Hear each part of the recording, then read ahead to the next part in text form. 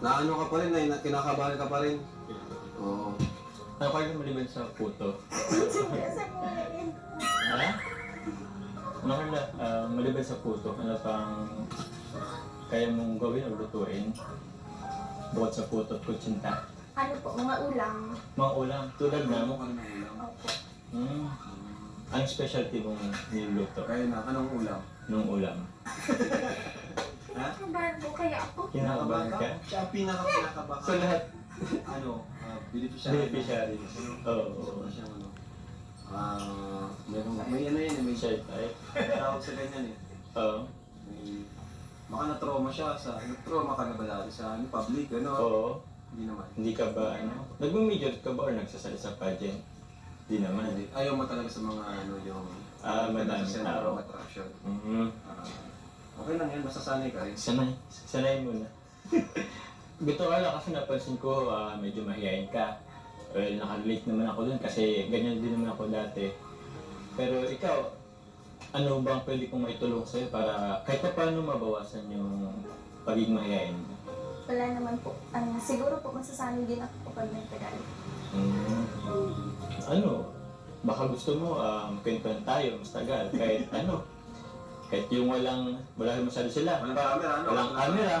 Para Masanay ka. masanay tayo na at least komportable ka na magkausap kahit may camera o wala. Ang team Kalingap. Oo.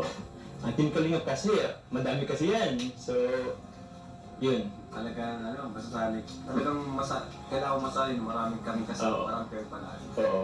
Dahil nila si Rose Ann, di ba pala? Sanay na si Rose Ann. Sa Miss Rose, Pwede siya magpaturo kay Rose Ann kasi si Rose Ann taga rito lang. oo. Malapit lang din yun sa inyo. So, paturo ka. May mga teknik rin yan si Rose Ann. Baka pwede ka makahingi ng advice. Sige po. Pwede naman po kung okay lang po sa inyo. Okay lang. Okay daw. So kung okay, pwede pa akong magpaiwan dito. Hindi siya nakasagot. Biro lang. Biro lang yun. Oo. No. Pang-good vibes lang yun sa mga viewers nating manonood, lalo sa OFW na nasa ibang bansa, di ba? So, for entertainment, good vibes. Yun naman. Lahat naman ng ginagawa ni Kalinga Prab is para din naman ito sa inyo, sa mga katulong in the near future. Kasi malay natin, yung kikitain naman na dito is pwedeng ipang pagawa ng bahay nyo in the future. So, yun. Mas okay na hindi ka mahiya masyado.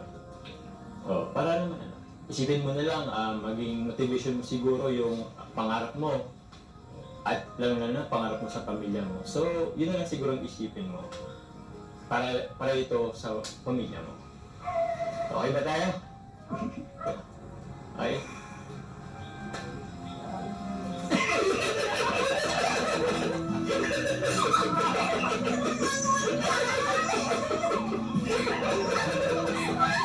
Effort na kasi ganyan po.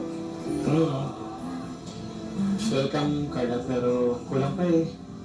Alam mo dapat kasi ngayon, umpisa ngayon dapat, may electric fan na kayo.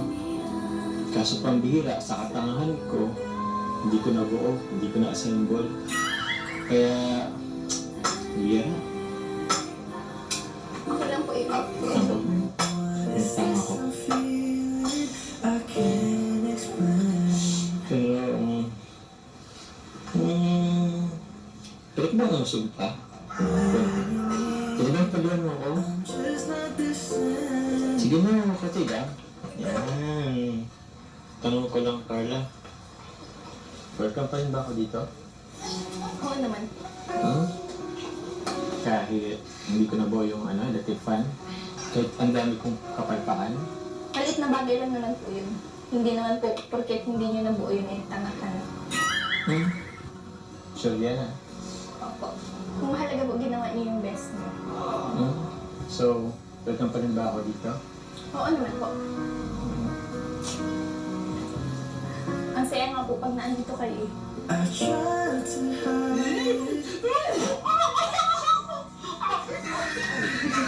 Talaga ba?